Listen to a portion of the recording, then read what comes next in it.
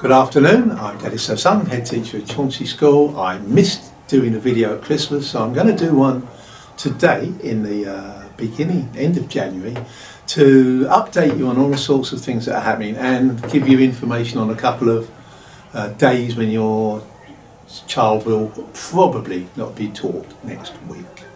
So I'd like to start off with Year 7s. Today there is a parents' evening tonight. It's an online parents' evening. Now, I know for Year 7 this is your first online parents' evening. You have appointments. It'd be nice if you met them. The kid can be there with you. Nobody has to wear any sort of uniform, but we would like it if you wore clothing. Okay. It'll be a 5-minute thing with each teacher, so the English teacher should be saying what the child has done well, what they need to improve, and getting your view and the kids' view, all in about 4 minutes.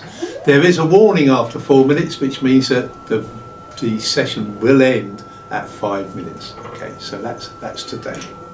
On Monday, the 30th, there is a whole day staff inset, so no student of any year group will be in school on Monday.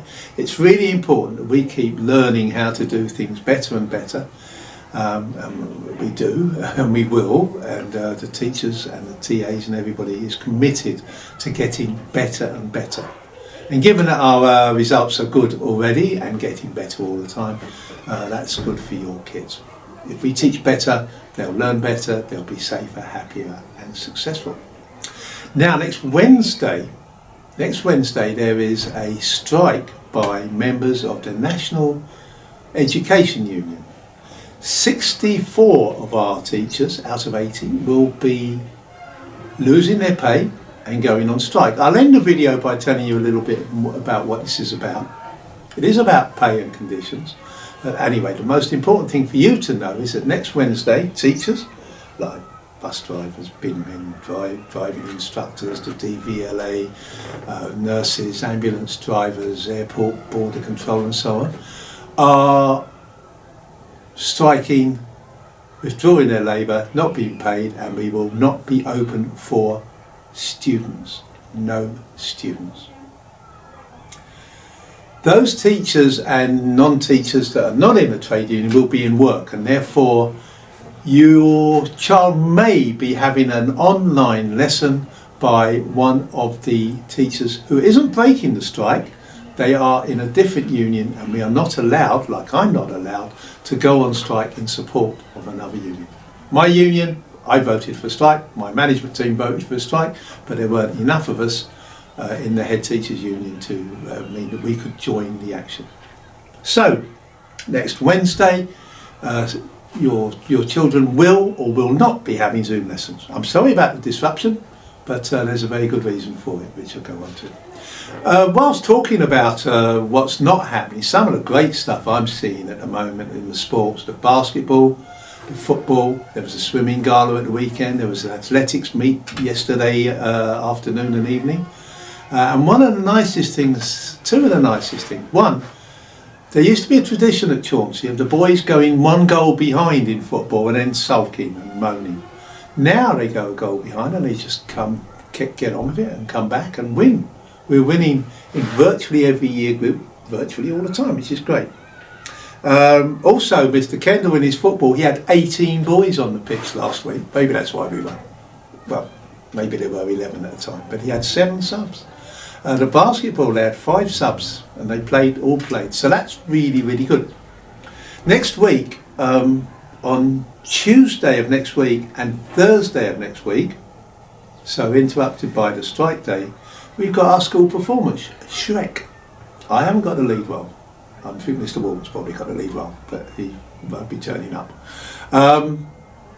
It's a 7 o'clock in the evening performance. There, when I went to the rehearsals, it's really good. It's musical, of course, and I reckon there was nearly 100 of our students involved, ranging from Year 7 to the 6th formers. So that's really good. We have a commitment to work experience across the school, so we expose the children to employers outside of school on 4 occasions.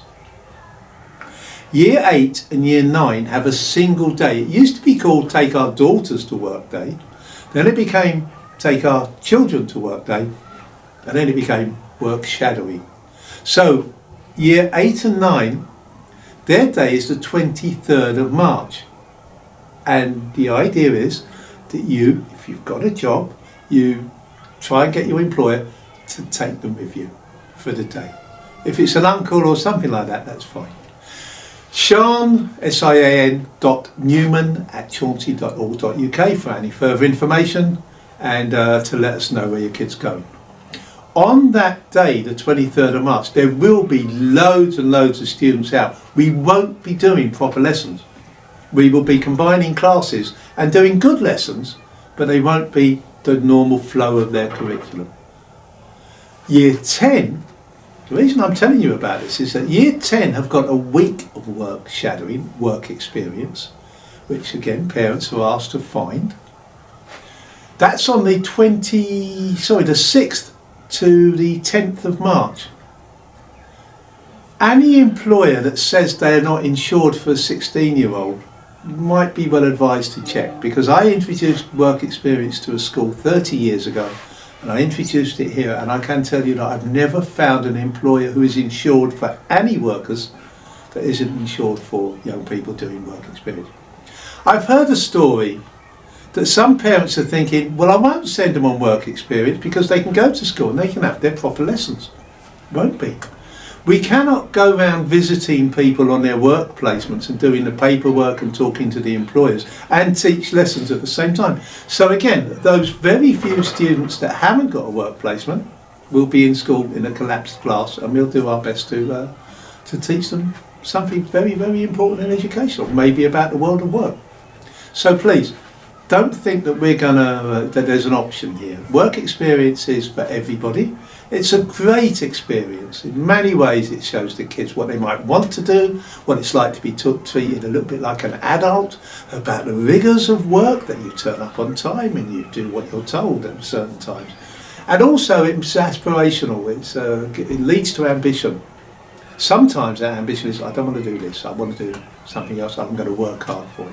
So the work experience is really, really important to us, and I really like it.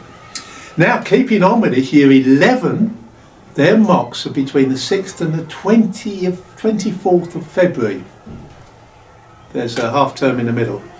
During that time, all the Year 11s will be doing mocks in all their GCSE subjects. Their GCSEs are in 3 months' time. They come on time, early, with a pen, with whatever they need, in uniform. But the rest of the time, they are on study leave. So during those 2 weeks, Monday the 6th to Friday the 24th, it's 3 weeks in all, they will not be in school. They should be studying. We will put classes on, we will have some revision classes on, and there are facilities for them to come and use. But they can study from home. We're really hopeful. This year group of pandemic, they were Year 9, and I think it's had an effect on some of them, that they didn't go through that period of looking forward to their GCSEs and thinking seriously about their GCSEs, even though our Zoom lessons were pretty well received by just about everybody. Half term is the 11th to the 17th of February.